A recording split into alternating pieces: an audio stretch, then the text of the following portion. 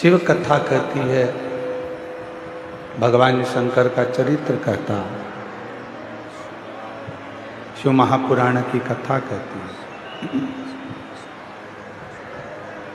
कि अगर मानव देह, मानव का शरीर, मनुष्य की देह अगर मिली है और वो मानव का शरीर प्राप्त हुआ है तो पूर्व का कोई अच्छा कर्म होगा, पूर्व का किया हुआ कोई अच्छा कार्य होगा जिसके कारणवश आपको, हमको ये मानव का शरीर मिला। और कोई पिछले जन्म के अच्छे कर्म मुझे बाबा तेरा प्यार मिला। कोई पिछले जन्म के अच्छे कर्म मुझे बाबा तेरा प्यार मिला। जहाँ सारी दुनिया झुकती है, जहाँ सारी दुनिया झुकती है, मुझे वो वाली दरबार मिला, दरबार मिला। कोई पिछले जन्म के अच्छे कर्म मुझे बाबा तेरा प्यार मिला। कोई पिछले जन्म के अच्छे कर्म मुझे बाबा तेरा प्यार मिला। जहाँ सारी दुनिया झुकती है, जहाँ सारी दुनिया झुकती है, मुझे वो वाली दरबार मिला, दरबार मिला। कोई पिछले जन्म के अच्छे कर्म मुझे बाबा तेरा प्यार मिला। कोई पिछले जन्म के अच्छे कर्म मुझे बाबा तेरा प्यार मिला। कोई पिछले जन्म के अच्छे कर्म मुझे बाबा तेरा प्यार मिला।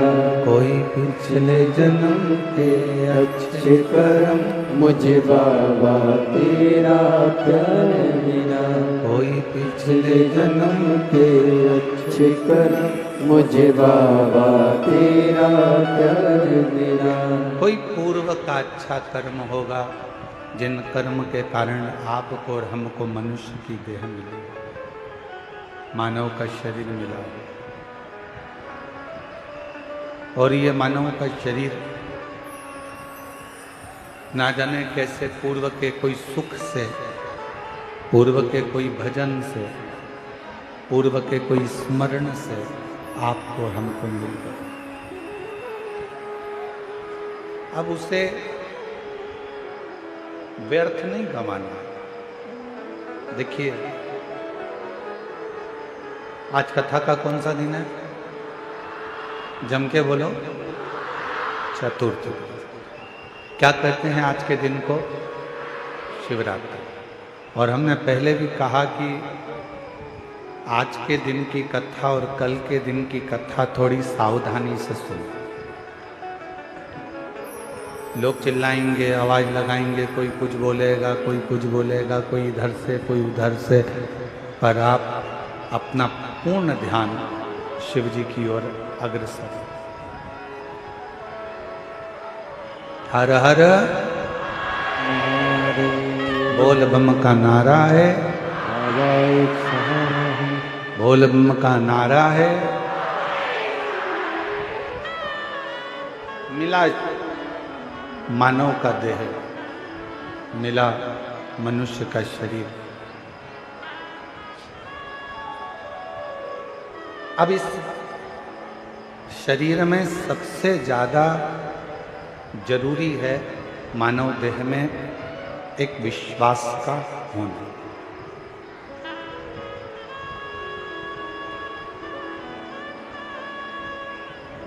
यदि मानव देह प्राप्त करने के बाद हमारा विश्वास नहीं है, हमारा भरोसा नहीं है, हमारी विश्वास की दृढ़ता नहीं है, तो फिर मानव शरीर पाने का कोई मतलब नहीं।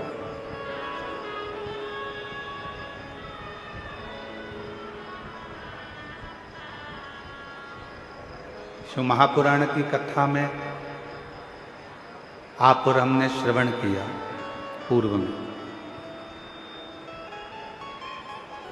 दक्ष प्रजापति ने एक स्वयंवर रखा और दक्ष प्रजापति को यह मालूम था कि माता सती शिवजी से स्नेह करती है।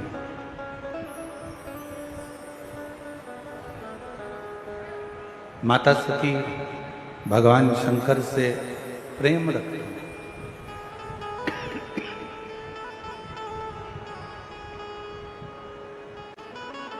ये मालूम था, फिर भी 33 कोटि देवताओं को निमंत्रण दिया गया दक्ष प्रजापति की यहाँ सती मैया से विवाह करने के लिए।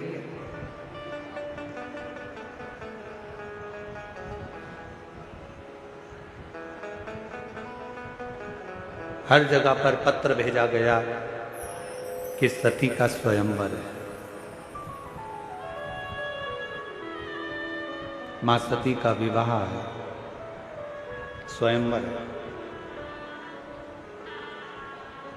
जब हर जगह पर निमंत्रण भेजा गया तो फिर एक निमंत्रण शिव जी की यहां भी भेजना था।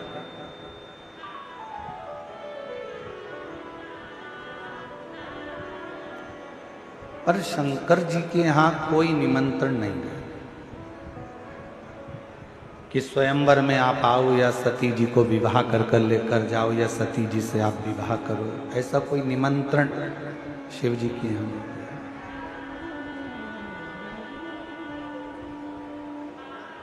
सभा लगी,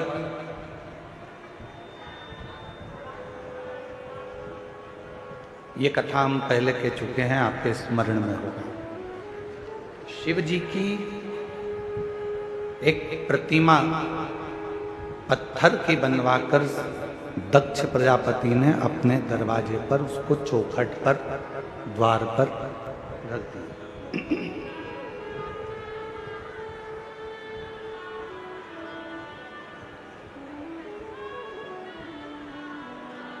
अब जो भी मंदिर में आ रहा है, जो भी दक्ष प्रजापति के यहाँ पर आ रहे हैं, जो भी दक्ष प्रजापति के यहाँ पहुंच रहे हैं, वो सब शिव जी की उस पत्थर की मूर्ति को देख रहे हैं।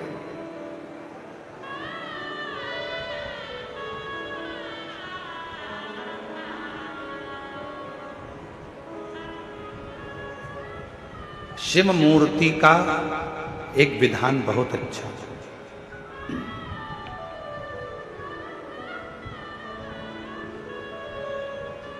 कई लोग शंकर भगवान की मूर्ति का निर्माण कर देते हैं, कई लोग शंकर भगवान की मूर्ति बनवा देते हैं कि शंकर भगवान की मूर्ति बनवाई है हमने, इतनी बड़ी बनवाई है हमने, इतना करा है हमने, ऐसा करा है हमने, वैसा करा है। मना नहीं,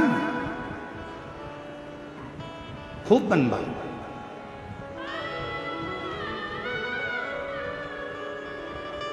पर बनवाकर रखना ऐसी जगह पर जहां शिव भक्त उसका दर्शन कर लें। कोई भूल से भी अगर वहां से निकल कर जाए तो 2 अगरबत्ती लगा जाए, अगरबत्ती भी ना लगाए तो कम से कम एक बेलपत्र वहां पर कोई चढ़ाता हुआ चले।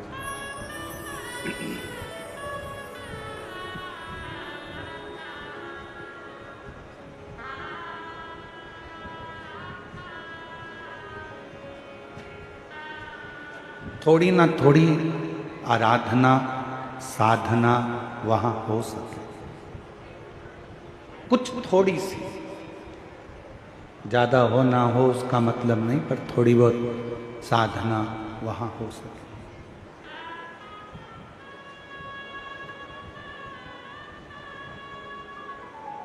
दक्ष प्रजापति ने अपने घर के दरवाजे के बाहर एक शंकर जी की मूर्ति बनवाई, स्वयंवर चालू हुआ, सती माता माला लेकर आई और उन्होंने वो माला किसी को भी नहीं पहनाई। ये कथा में आपने पहले भी सुना होगा, वर्णन किया व्यासपीठ से कि वो सती माता ने माला केवल घर से बाहर निकलकर दरवाजे पर जो द्वारपाल के रूप में शंकर जी की मूर्ति थी, उस मूर्ति को माला पहना दी और उस मूर्ति में से शंकर प्रकट हो गए और सती के साथ मंगल विवाह।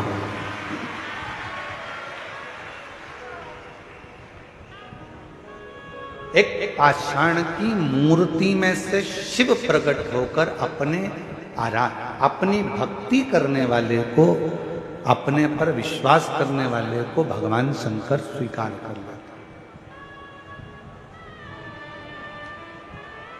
भरोसा करना, भरोसा करा तो शिव ने उसको स्वीकार किया। अब यहां तक तो कथा आपने और हमने सुनी, पर इसके बाद विवाह होने के बाद जब माता सती ब्याह कर शिव जी के साथ जाने लगी,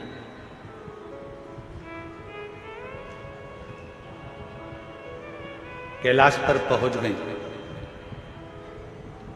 दक्ष प्रजापति के घर में कोई संपदा की कमी नहीं थी, उनके यहाँ कोई वैभव की कमी नहीं थी, कोई दौलत की कमी नहीं थी, कोई धन की कमी नहीं थी।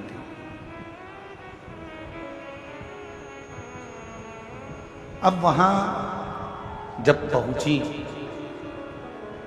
कैलाश पर, तो वहां देखा कि ना तो वहां पर सोने के लिए कोई पलंग था, ना कोई गादी थी, ना कोई तकिया था, ना कोई सेज थी, ना कोई पात्र था, ना कोई आभूषण था, ना कोई वस्त्र था।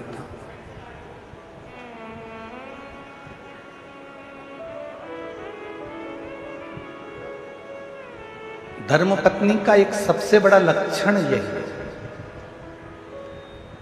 धर्मपत्नी का सबसे बड़ा अगर क्रम है, धर्मपत्नी का सबसे बड़ा लक्षण है, तो सबसे बड़ा लक्षण धर्मपत्नी का एक ये भी है कि पति के घर में अगर कुछ भी नहीं है तो भी उसके मन में ग्लानि ना आए। विवाह माता पिता ने करा है, विवाह हुआ है, जिसके साथ मैं विवाह कर कर जा रही हूँ, जिसके साथ मैं शादी कर कर जा रही हूँ, अगर मेरे देवाधिदेव महादेव मेरे साथ में है तो पत्नी को ये विश्वास होना चाहिए कि मैं इस घर में सब कुछ लाकर भर सकती हूँ, इस घर में संपदावान बना सकती हूँ।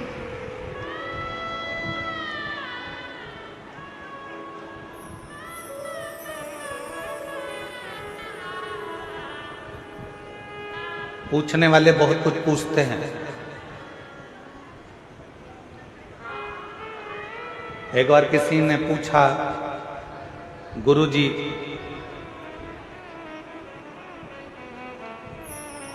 पत्नी को सीधे हाथ पर बैठना चाहिए कि उल्टे हाथ पर बैठना चाहिए?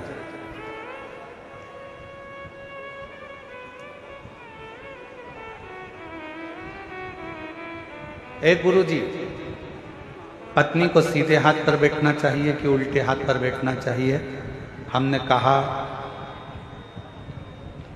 पूजन पाठ आराधना साधना में भले सीधे हाथ पर बिठाओ, मना नहीं, पर एक निवेदन जरूर है कि पत्नी भले सीधे हाथ पे बैठे चाहे उल्टे हाथ पर बैठे, पर इतना जरूर ध्यान रखना कि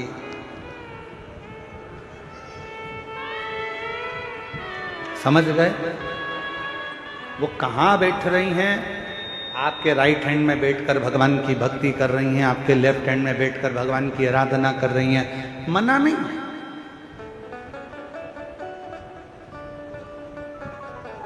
धर्मपत्नी को दिल में भी बिठाओ, मना नहीं, आपकी अर्धांगिनी है। नैनों में बिठाओ, अपनी पत्नी के शब्दों को कानों में बिठाओ, मना नहीं। हृदय में बिठाओ, मना नहीं। पूजन में राइट में बिठाओ, मना नहीं है। लेफ्ट में बिठाओ, मना नहीं है, पर सिर पे मत बिठाओ।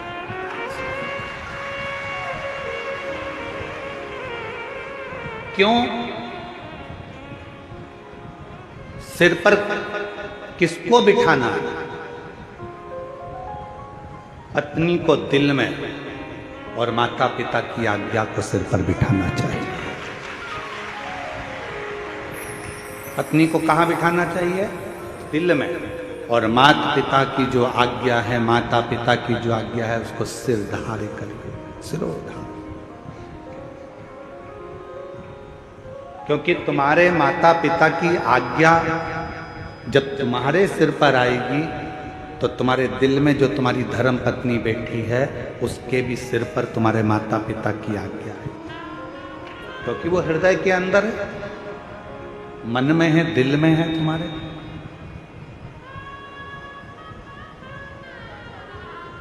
पत्नी सिर के ऊपर नहीं, पत्नी हृदय में बैठी, और माता पिता की आज्ञा, माता पिता के शब्द, माता पिता की आज्ञा सिर पर, शिरोधार।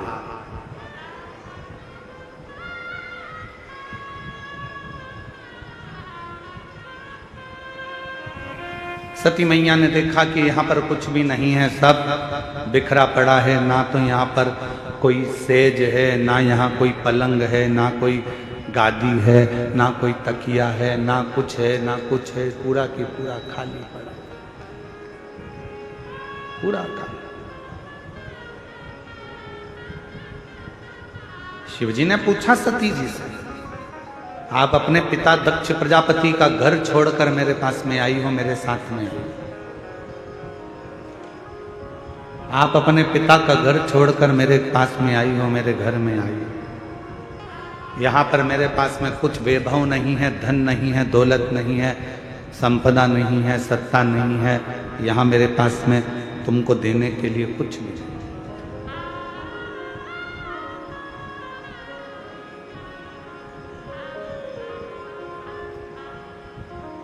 आपको अगर कुछ लगता हो तो आप बोलिए। सती मैया ने कहा, स्वामी,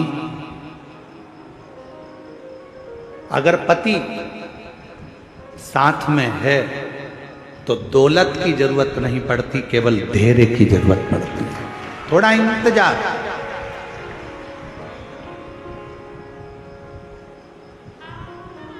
और यदि हमारे भीतर थोड़ा सा भी धैर्य है, आज के ज़माने में धैर्य की बहुत बड़ी कमी हो गई।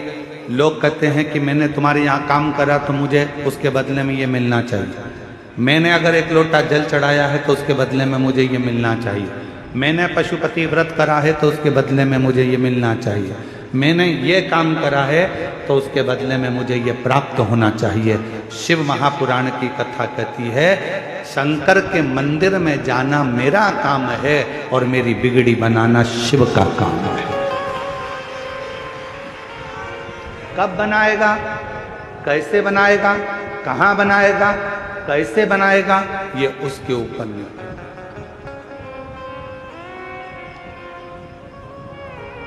थोड़ा इंतजार तो करो, प्रतीक्षा नहीं करिए। माता उर्मिला ने लक्ष्मण जी की प्रतीक्षा 14 वर्ष तक इंतजार करा है। मां उर्मिला, भरत जी ने 14 वर्ष तक इंतजार करा है भगवान राम का।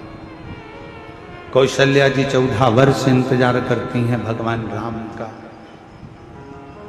मां जानकी जी लंका के अंदर बैठकर इंतजार करती हैं भगवान राम का। मां शबरी अम्बा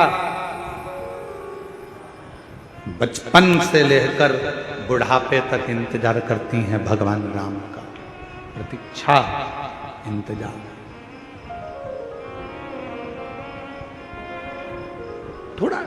थोड़ा इंतजार जरूर है, थोड़ी प्रतीक्षा जरूर है।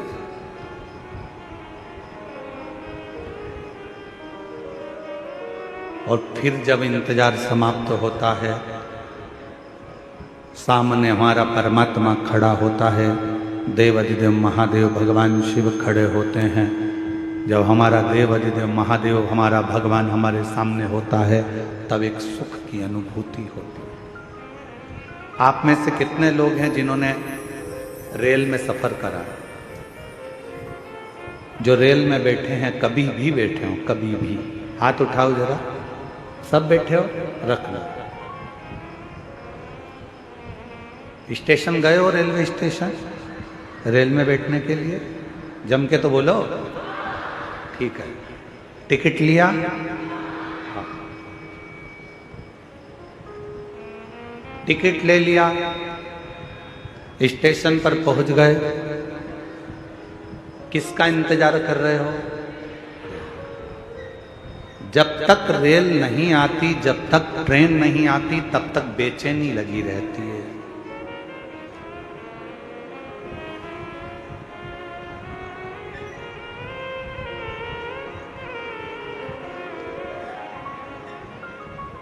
कोई सी भी आती है, आपको लगता है अपनी है।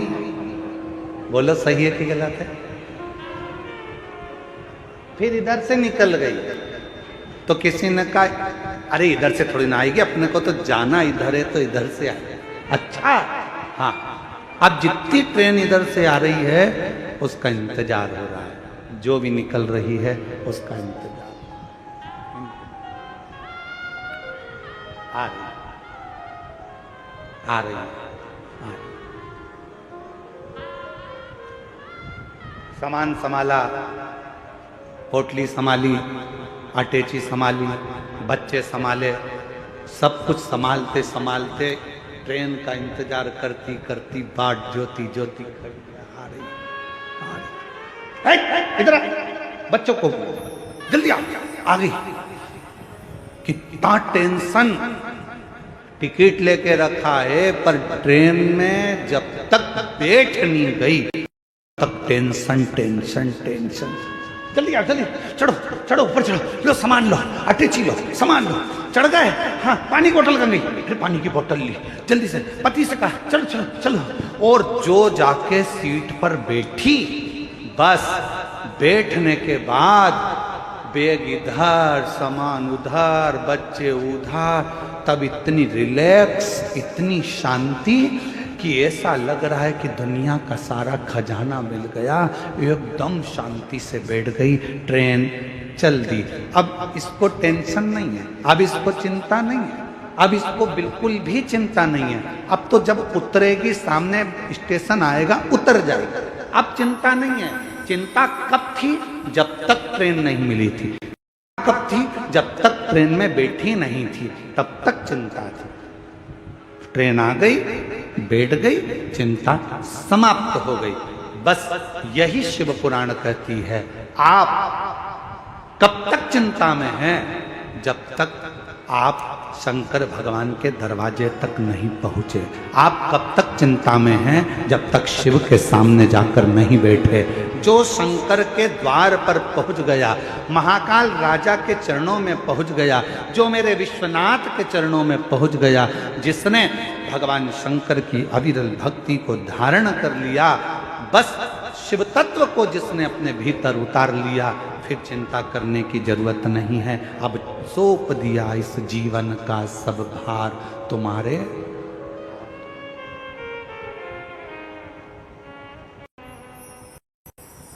इस जीवन का सारा भार, सब कुछ अब तुम्हारे हाथों, सब कुछ।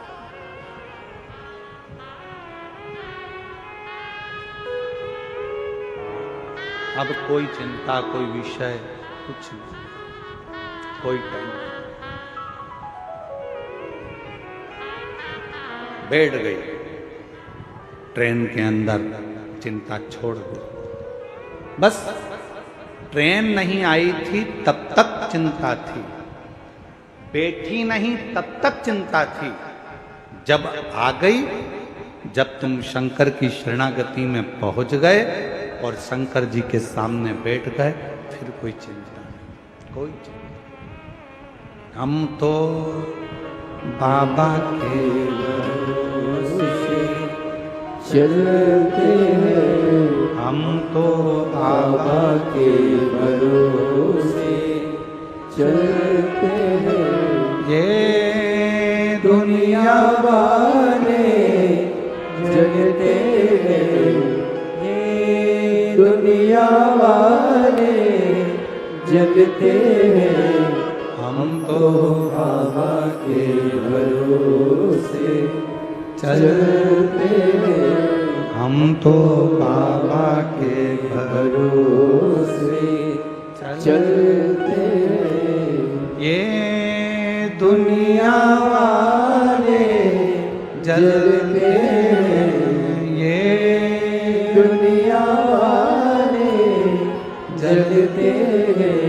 डमरू वाले के भरोसे चलते हैं। काशी वाले के भरोसे चलते हैं। ये संपूर्ण जगत में चिंता त्यागने का केवल एक स्थान है, वो भगवान शंकर की शिव महापुराण की कथा और शंकर भगवान का शिवालय, जहां जाकर व्यक्ति की आधे से ज्यादा चिंता समाप्त हो जाए। एक पत्र है, देखिए,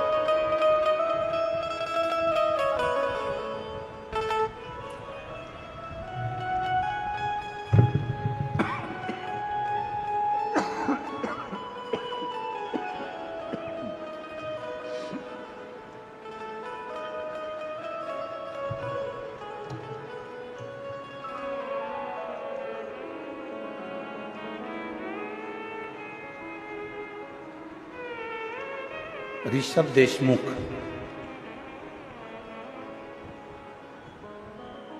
मेरा नाम प्रीति देशमुख है, पति जितेंद्र कुमार देशमुख है।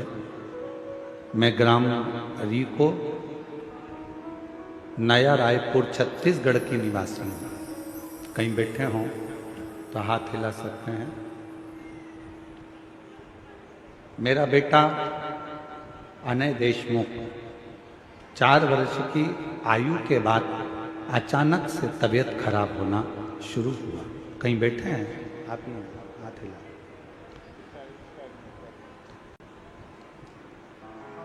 चार वर्ष की आयु के बाद में इसकी तबीयत खराब होना प्रारंभ हुई और अचानक तबीयत खराब होना शुरू हो गया। बच्चे को डॉक्टर को दिखाया तो डॉक्टर ने बच्चे को बहुत सारी न्यूरो बीमारी का लक्षण बताया और बोला कि छत्तीसगढ़ में इसका इलाज संभव नहीं है। बच्चे को हैदराबाद के बड़े हॉस्पिटल में रिफर कर दिया।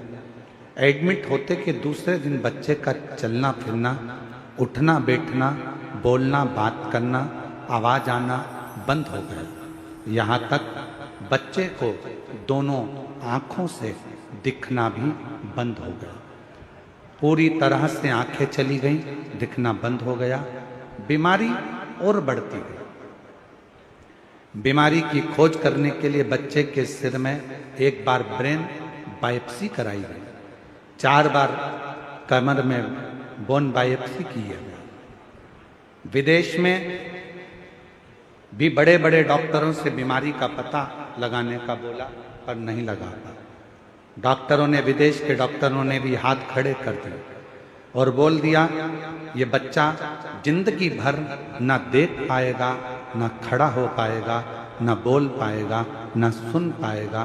धीरे धीरे उसकी अवस्था ऐसी ही रहेगी। तब चारों तरफ काली ही काल नजर आ रहा था, कुछ समझ में नहीं आया। उस समय पर किसी के कहने पर भगवान शंकर पर विश्वास किया और भोले बाबा पर अपना विश्वास रख लिया। बाबा के भरोसे हो गए। बाबा की कृपा से शिव जी के मंदिर में झाड़ू पोछा, जल चढ़ाना, बेलपत्र लाना, बच्चे को देना प्रारंभ करा। आज बाबा की कृपा से इतना तो बाबा ने कृपा कर दी कि उसके हाथ पैर भी चले और उसकी आंखों से दिखना भी प्रारंभ हो गया। बच्चा आया है। शंभो, श्री शिवाय नमस्तुभ्यम।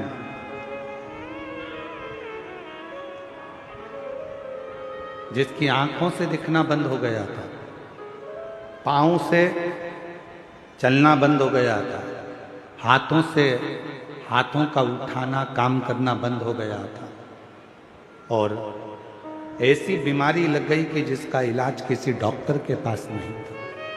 आज बाबा की कृपा से उसकी दोनों आंखों से दिखना प्रारंभ हुआ और पशुपति नाथ का व्रत करना प्रारंभ करा।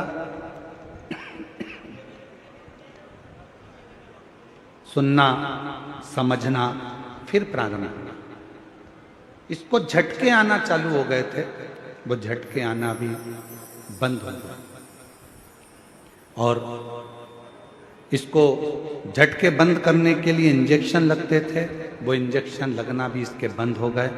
बाबा की कृपा से 2018 में जो बीमारी हुई थी, 2019, 20, 21 में हम बाबा के भरोसे चलते चलते आज बाबा की कृपा से उसको हर 15 दिन में महीने भर के लिए हॉस्पिटल रखना पड़ता था। अब वो भी बंद हो गया। बाबा की कृपा से आज बच्चा भले व्हील चेयर पर आया है, पर इतना विश्वास जरूर है कि आने वाली कथा में मेरा बच्चा जरूर चलकर आएगा, ये भरोसा। आ जाओ, एक बेलपत्र ले जाना।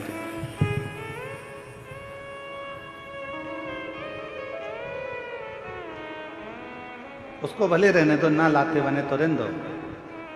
ले आओ, ले आओ।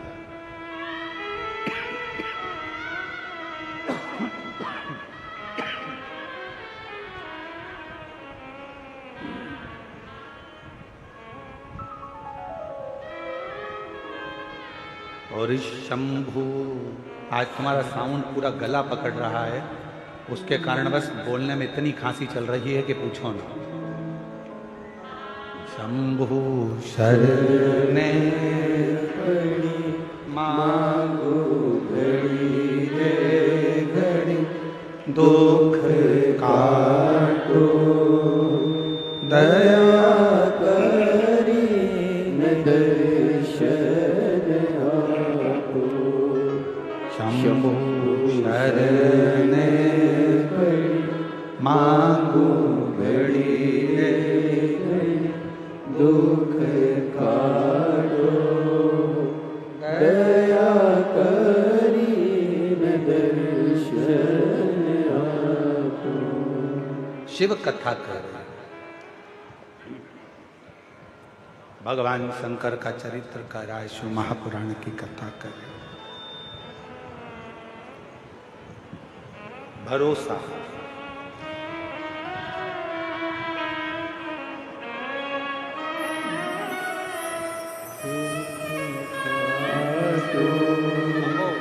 दया करी न दर्शन आपो। शंभु शरण पड़ मांगो घड़ी रे घड़ी, दुख काटो दया करी न दर्शन आपो। शंभु शरण पड़ मांगो घड़ी रे घड़ी, दुख काटो दया करी न दर्शन आपो। दोनों आंखों से दिखना बंद हो गया था, हाथ पैर चलना बंद हो गए थे, पूरा शरीर शिथिल सा हो गया था। इस पत्र में उन्होंने लिखा कि आज भी डॉक्टरों को ये नहीं मिल रहा कि ये बीमारी कौन सी है। ये बीमारी का पता नहीं चल पा रहा कि आखिर ये बीमारी है कौन सी बीमारी, कि जिस बीमारी में इस बच्चे के अगर आप फोटो का देखें, मैं आप लोग एलईडी पर आप लोग देख रहे हैं, दिख रहा है एलईडी पर, एक एक फोटो को देखिएगा कि क्या स्थिति पहले हुई, फिर क्या हुई, फिर क्या हुई, फिर क्या हुई, और धीरे धीरे चलना फिरना सब बंद हो गया था। और आज बाबा की कृपा से भले व्हील चेयर पर आया, पर शिव जी की कृपा से आया। एक बार जोरदार ताली बजाकर साथ।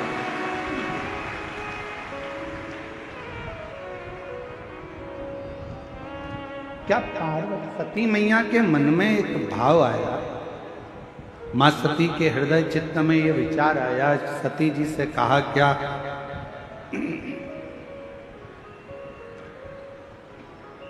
ऐसा कोई क्रम है,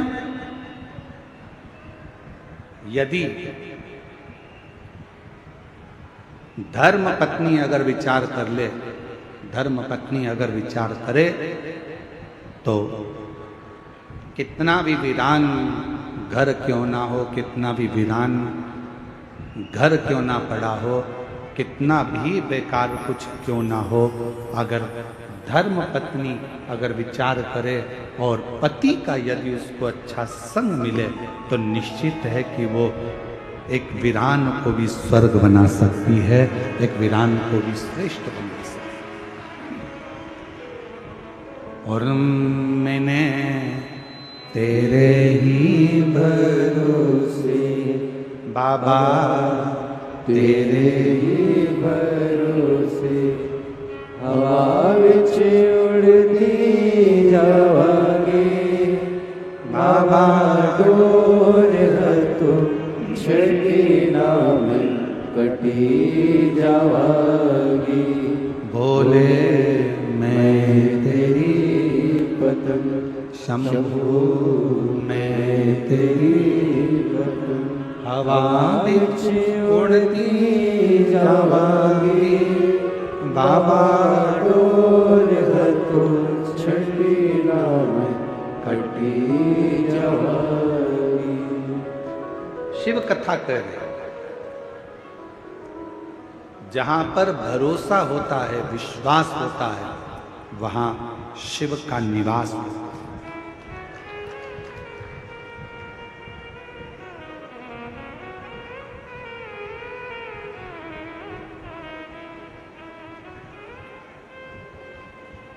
एक रायगढ़ जिले के अंतर्गत, छत्तीसगढ़ के ही रायगढ़ जिले के अंतर्गत गहिरा एक गांव है। सुना है नाम कि नहीं सुना? जम के तो बोलो, कौन सा गांव? गहिरा। वहां वनवासी क्षेत्र में एक बालक का जन्म हुआ जिनका नाम था रामेश्वर। और आज पूरा क्षेत्र छत्तीसगढ़ उनको गहिरा गुरु के नाम से जानता है। जानते हो आप लोग? अरे जम के तो बोलो, गहिरा। वनवासी क्षेत्र, आदिवासी क्षेत्र।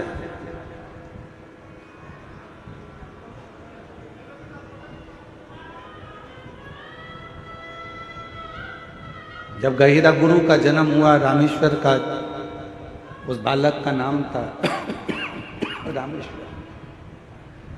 बालक का जन्म हुआ और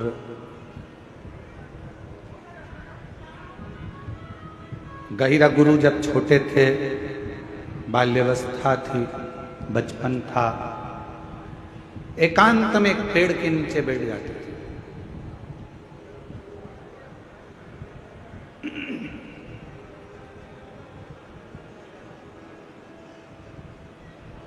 कई बार उनसे पूछा गया कि तुम एकांत में बैठते हो, किसका भजन करते हो, किसको पूजते हो, किसको बुलाते हो, किसका स्मरण करते हो, किसको याद करते हो? पर गहिरा गुरु, वो रामेश्वर बेटा, कुछ नहीं।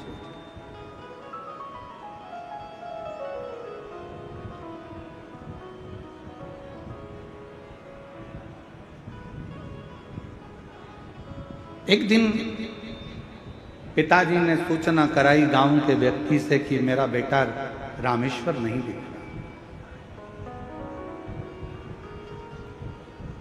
और मेरे बेटे रामेश्वर को जरा देखकर बोलना कि पिताजी ने कहा है कि एक लकड़ी लेकर आना, और लकड़ी की जरूरत है अभी घर के अंदर, एक औजार बनाना है, हल बनाना है, लकड़ी की जरूरत थी, बेटे से कह दो। बालक रामेश्वर बैठा। गांव का एक व्यक्ति और गांव का एक व्यक्ति दौड़ कर गया। पेड़ की छांव में वो बालक बैठा हुआ अपनी मस्ती में।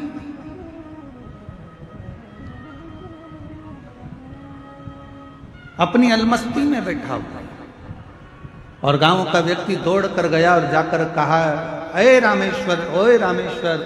छोटे बालक को आवाज लगाई, आवाज लगाकर कहा कि तुम्हारे पिताजी ने लकड़ी मंगवाई है, बस साधना कर रहे थे, किसी को नहीं मालूम था कि किसकी साधना करते थे। वो तो जब मालूम पड़ा कि उनके मुख से शिव नाम निकलता गया, शिव नाम। एक लकड़ी उठाई बड़ी विशाल, ले जाकर आंगन में रख दी, अंदर चले गए। पिताजी ने देखा इतनी विशाल लकड़ी, बेटे की उम्र तो छोटी सी है, उम्र भी कम है, हाइट भी कम है, और लकड़ी लाया इतनी बड़ी उठाकर। यही छत्तीसगढ़ की कथा है, यही रायगढ़ जिले की कथा है, और ये बहुत पुरानी कथा नहीं है।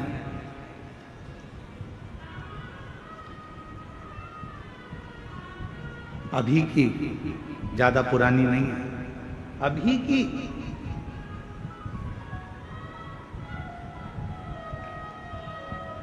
शायद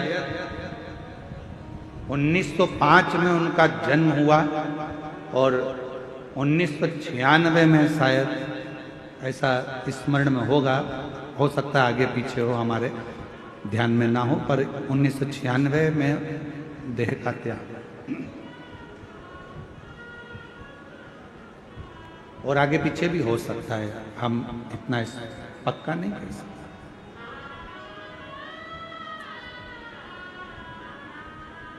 कहते हैं कि बालक जिस लकड़ी को लाकर रखा था, पूरे गांव के लोगों ने उस लकड़ी को उठाना चाहा तो भी वो लकड़ी उठी नहीं, और बालक की उम्र मात्र 7 वर्ष की थी जिस लकड़ी के टुकड़े को वो लेकर। अब पिता को चिंता व्यापी, मेरे बेटे में ऐसा क्या है कि मेरा बेटा एक लकड़ी को उठा कर लिया है और पूरे गांव के लोगों से वो लकड़ी नहीं उठ रही है। चिंता व्यापने लगी उनको, चिंता लगने लगी। हुआ क्या, जब एकांत में बेटा बैठता था तब समझ में आया कि यह बेटा कोई साधारण नहीं था, भगवान शंकर का कोई अंश स्वरूप, शिव का भजन करने वाला प्रकट है। आज भी वहां पर गहिरा गुरु के नाम से ही उनको जाना जाए। आज भी आप कभी रायगढ़ के आसपास के कोई लोग बैठे हों और वहाँ गहिरा गांव के अंतर्गत अगर कभी गए हो तो उनको गहिरा गुरु के नाम से जाना, जानते हो आप लोग? आज भी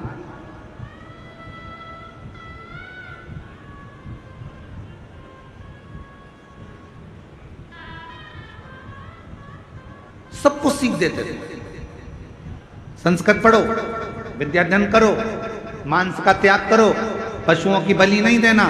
आदिवासी थे, वनवासी थे, आदिवासी क्षेत्र में रहते थे, वनवासी क्षेत्र में रहते थे, पर नवयुवक बेटा बेटियों को, नवयुवक बच्चों को, नवयुवकों को दिन रात समझाने का कार्य करता है।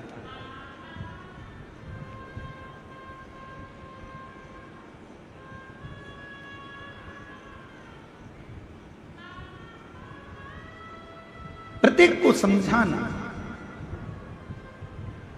प्रत्येक को उपदेश देना, ये उनका काम था। और महाराज, दुनिया के लोग नहीं पहचान पाए गहिरा गुरु को, रामेश्वर गहिरा गुरु को। वो तो उनकी निगाह में था कि बच्चा है, फिर बड़ा हो गया। लोग उनको कह देते थे, ये बताओ इसमें कहाँ विवेक, बताओ क्या करता रहता है। कहीं किसी को समझाएगा, कहीं किसी को समझाएगा, मांसाहार मत करो, ये मत करो, वो मत करो, वो मत करो, सबको समझा रहा है, सबको समझा रहा है, सबको उपदेश दे रहा है। शिव का भक्त, शंकर का उपासक संसार में जब भी जन्म लेता है वो अपना काम पूरा कर कर शंकर के ही धाम में चला जाता है। फिर दुनिया उसको पहचान पाए चाहे ना, दुनिया उसको पहचाने ना पहचाने, ये उसकी।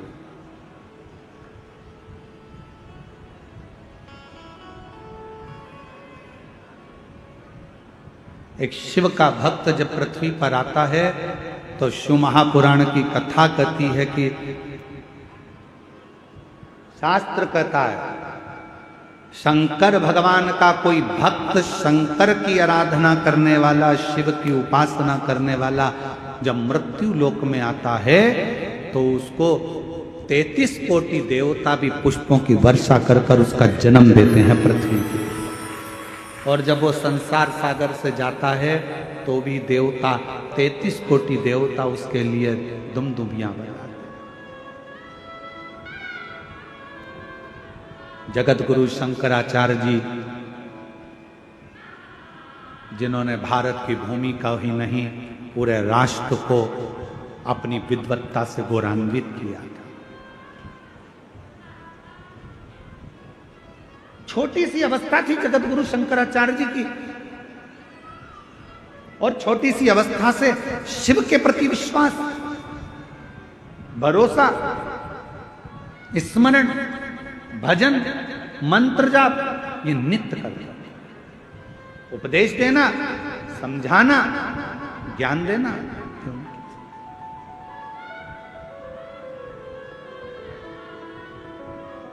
और उन्हीं जगत गुरु शंकराचार्य जी ने जो ये भारत को जगत गुरु के नाम से जो प्रसिद्धि मिली थी, भारत को जो विश्व गुरु के नाम से जो प्रसिद्धि मिली थी, वो भारत देश के ही जगत गुरु शंकराचार्य जी के कारण प्राप्त हुई।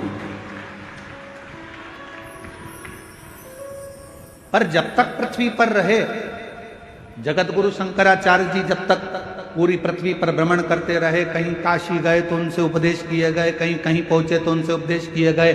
विद्वान लोग उनसे जब देखो जब उपदेश करने के लिए, प्रश्न करने के लिए, नीचा दिखाने के लिए, अपशब्द बोलने के लिए तैयार रहते थे। पर जगत गुरु शंकराचार्य अपनी मस्ती में, शंकर की मस्ती में मस्त रहते, शिव की आराधना।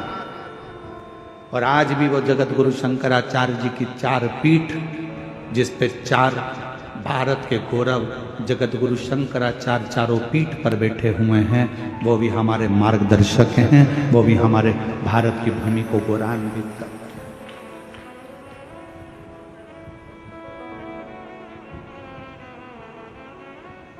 शिव का एक अंश है, शिव का एक रूप है।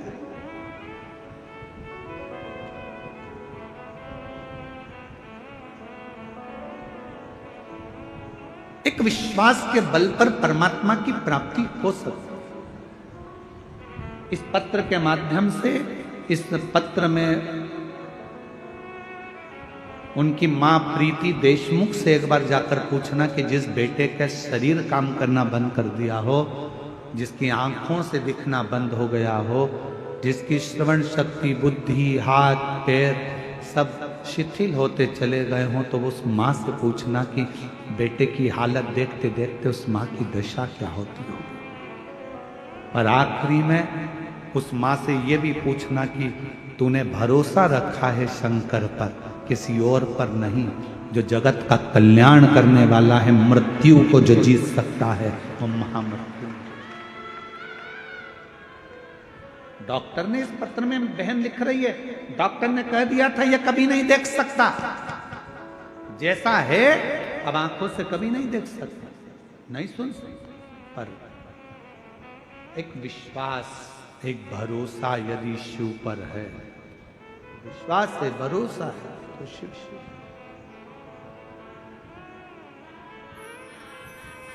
आप किसके भरोसे पर आए हो यहाँ कथा सुनने के लिए? सियोर वाले महाराज के भरोसे पर मत आना। आपको सियोर वाले से कोई मतलब होना भी नहीं चाहिए। सियोर वाले कुबेरेश्वर बाबा से मतलब रखो, पर सियोर वाले पंडित प्रदीप मिश्रा से मतलब मत। आपका जुड़ाव होना चाहिए शंकर से। जगत गुरु शंकराचार्य जी ने अपने से नहीं जोड़ा लोगों को, जगत गुरु शंकराचार्य जी ने शंकर से जोड़ा दुनिया के। और रायगढ़ के गहिरा गुरु जी ने भी बस एक ही काम करा कि खुद से नहीं जोड़ा। गहिरा गुरु जी ने कहा सत्यमय जीवन जियो, सनातन को पकड़ो और अपने भगवत भजन में शिव की भक्ति को शिव की एक आराधना गहिरा गुरु जी दिखाते हैं। कहते थे गहिरा गुरुजी जिस व्यक्ति के सामने पहुंचते थे वो व्यक्ति अपना गलत कर्म करना छोड़ देता।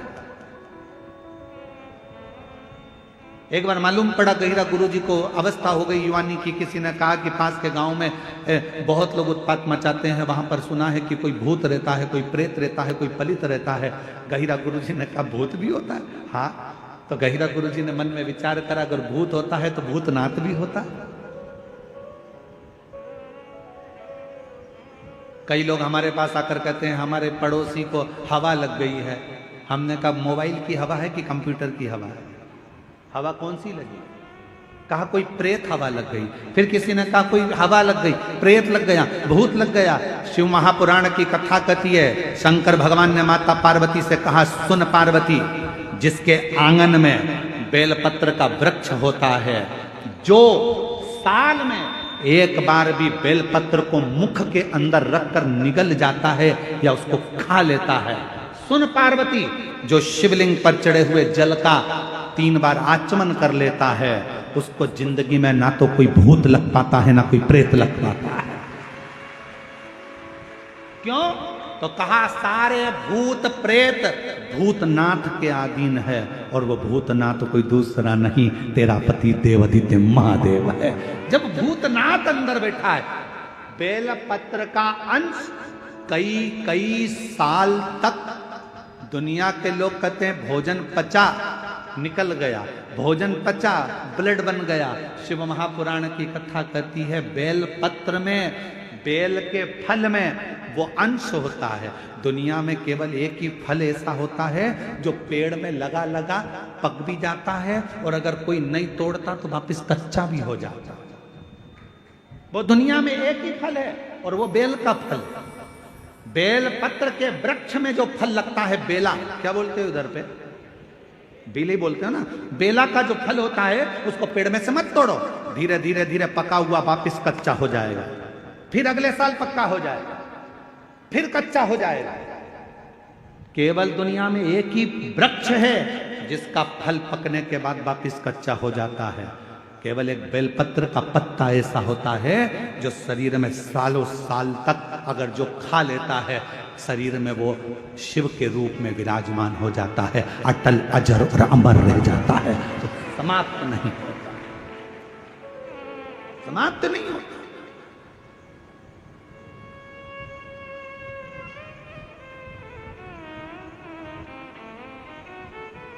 जैसे भस्म की कोई एक्सपायर डेट नहीं होती, होती है क्या? अर्जुन के तो बोलो। तुम्हारे घर में लकड़ी जलाई, तुमने भस्म तैयार करी, चूल्हा जलाया, कंडा जलाया, गोबरी जलाई, और तुमने जो राख तैयार करी, कोई तुमसे पूछे राख कब एक्सपायर होगी? राख की, भभूति की, भस्म की कोई एक्सपायर डेट नहीं होती।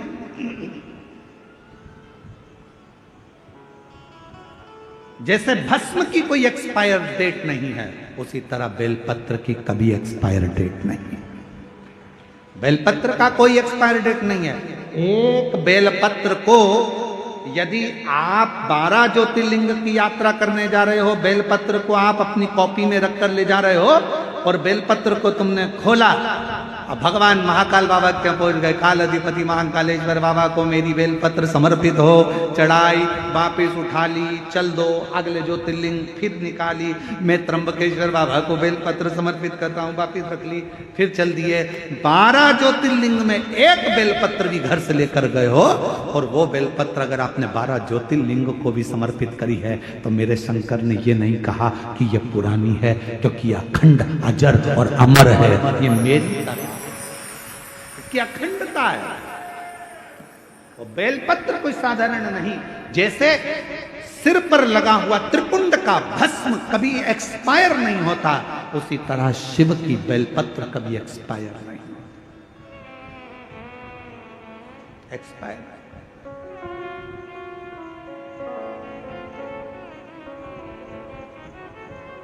इसलिए आप लोगों से निवेदन करते हैं,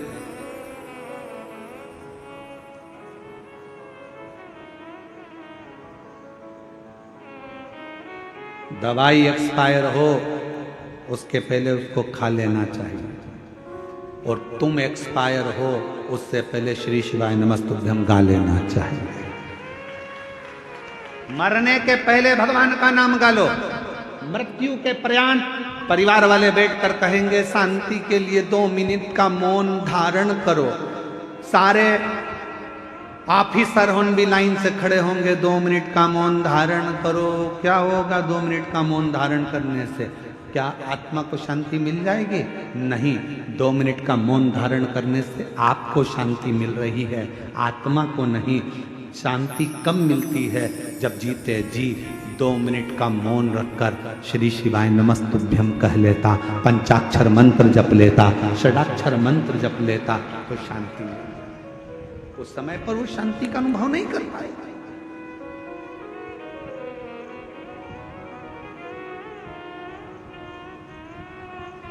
जो शांति का अनुभव चाहिए था वो ना कर पाए।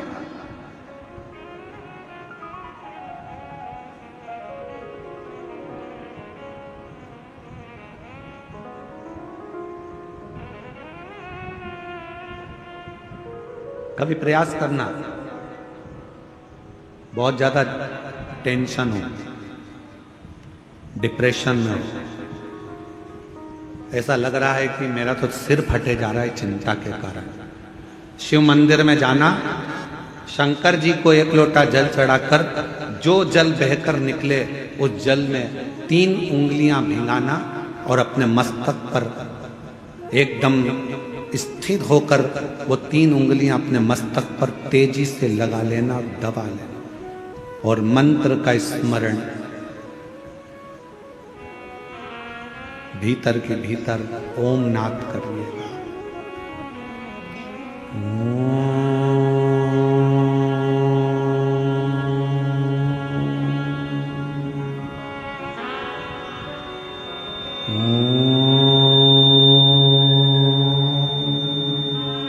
भीतर नाद। चलो एक प्रैक्टिकल करके देखते हैं। अपना सीधा हाथ लो, हृदय से विचार करो कि मैं शंकर भगवान को जल चढ़ा रही हूं 1 लोटा। जमीन पर उस हाथ का स्पर्श करो।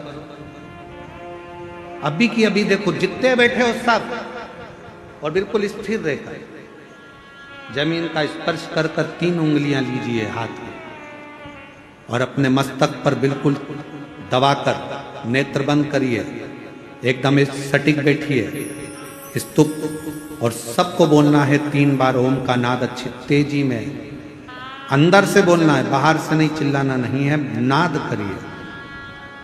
सिर में दबाओ 3 उंगली को और बोलना प्रारंभ करो।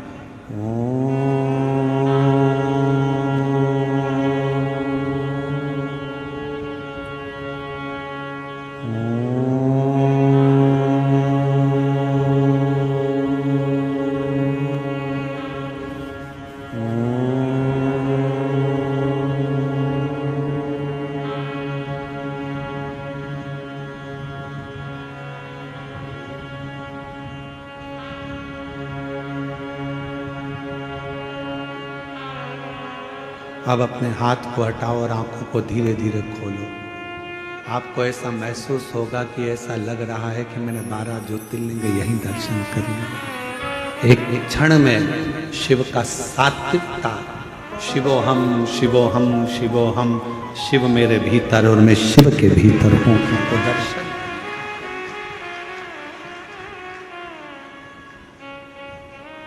भीतर शिव है, बाहर शिव है। सृष्टि में हर जगह जहां डिप्रेशन आए, शिव को 1 लोटा जल चढ़ाया, जल लिया और लगा लिया अपने सिर पर, 3 उंगलियां लगाकर बैठ गए। 2 क्षण के लिए 3 बार ओम का नाद करा, लंबे स्वर में, आंख नहीं खोलना, धीरे से जब उंगलियां पूरी हट जाए तब धीरे धीरे आंखों को खोलो। आपको ऐसा महसूस होगा, शिवोहम शिवोहम शिवोहम शिवोहम, शंकर मेरे भीतर है, मैं शिव के भीतर हूँ, संसार में शिव, शिव में संसार है, और मेरे सारे तकलीफ, सारा दुख, सारा कष्ट मेरे शंकर का है। अब मैं जानती हूँ कि मेरा कष्ट शिव मिटा, शिव मिटा।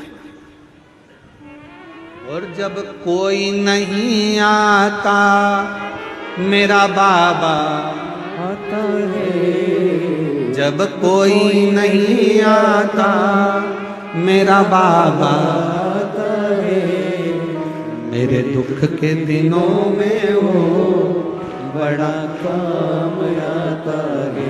आप उसको जानो, शिव शिव है सबके भीतर। सती मैया के अंदर सती जी ने कहा कि मुझे चिंता नहीं व्याप रही है, सब कुछ अच्छा होगा, समय आएगा, हो जाएगा। यहां तक विश्वास था सती का। पर जब सती मैया को भगवान शंकर कथा सुनाने के लिए लेकर गए, कथा सुनकर जब सती आ रही थी, तब सती मैया का विश्वास टूट चुका था। सती जी के हृदय में भरोसा नहीं रहा था। शंकर जी ने जब राम जी को प्रणाम करा, सती जी ने पूछा तुम किसको प्रणाम कर रहे हो? कहा ये मेरे इष्ट हैं जो सामने हैं, ये मेरे इष्ट हैं।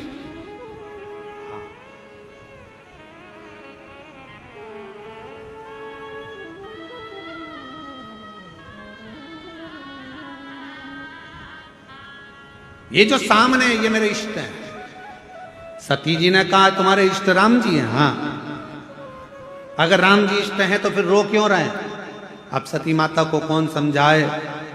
संसार सागर में अगर जन्म लिया है, परमात्मा भी अगर पृथ्वी पर जन्म लेकर आता है तो उनको रोना ही पड़ता है।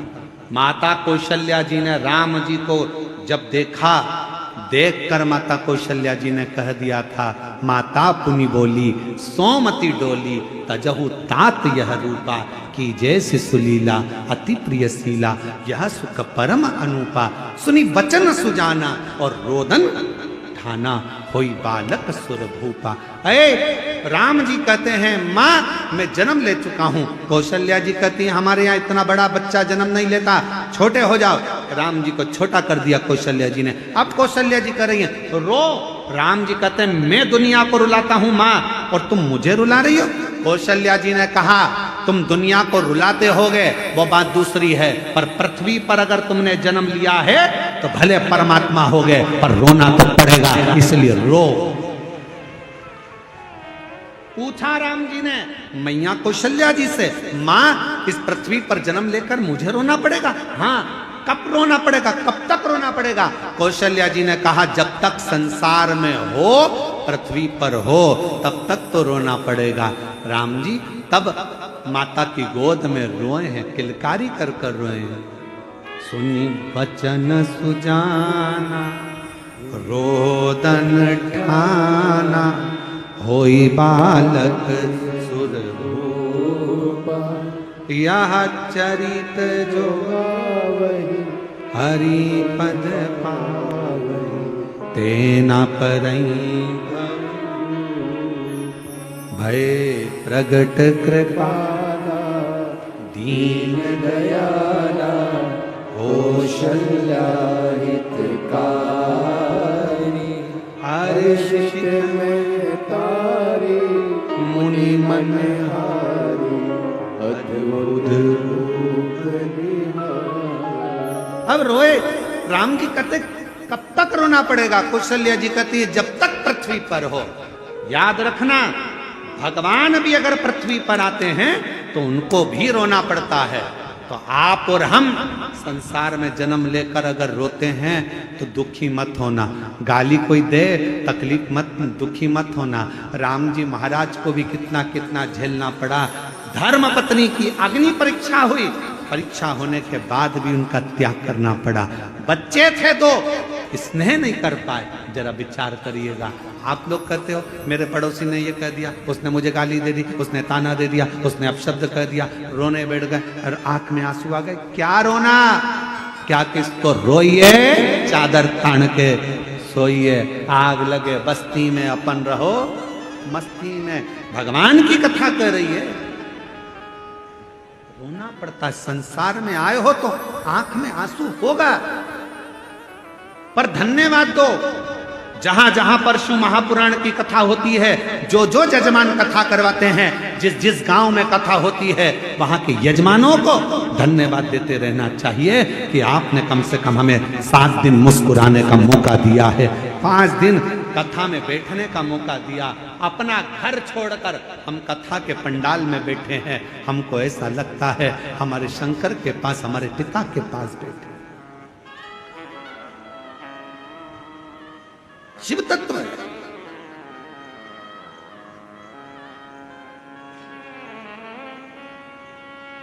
कितनी प्रसन्नता की बात है कि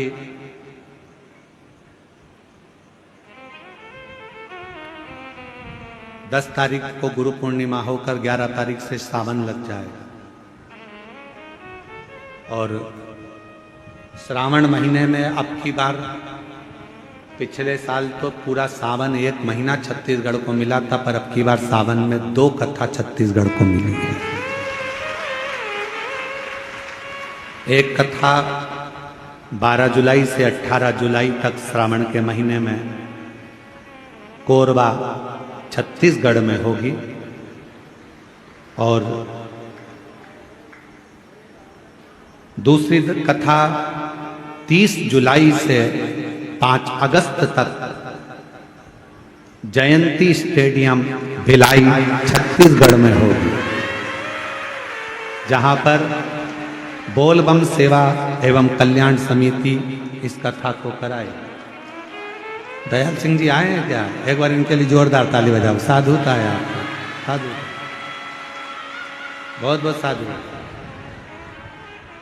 दूसरी कथा सावन महीने में दयाल सिंह जी आपको साधुता देता हूँ, बहुत बहुत बधाई आपको, जो छत्तीसगढ़ में सावन के महीने में 2 कथा मिल रही है। एक कोरबा खेर भावना कन्वेरी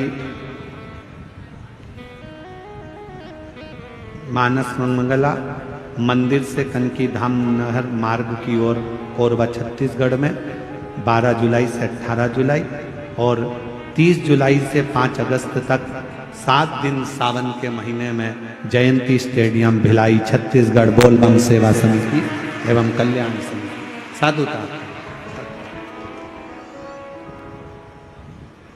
शिव कथा। तुम तो अभी से छोटी मोटी करने लगी। शिव शिव है, ओगड़दानी ओगड़दानी। आप उसके आश्रित, जब भरोसा विश्वास दृढ़ हो, और जब विश्वास